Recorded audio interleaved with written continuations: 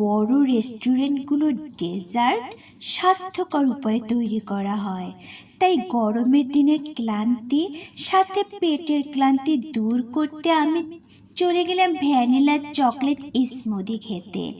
এটি একটি রিফ্রেশিং পানীয়। চিকেন পাকোড়া আমার খুব প্রিয় একটি খাবার। ডুবো তেলে মুচমুচে করে ভেজে দিয়েছে।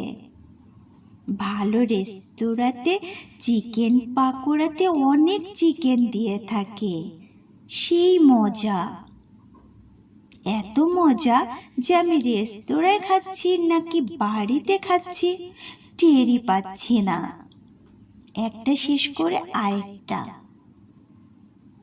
কারণ এটা ঠান্ডা হয়ে গেলে আমার কাছে আর মজা লাগে না, গরম গরম খেতে মজা।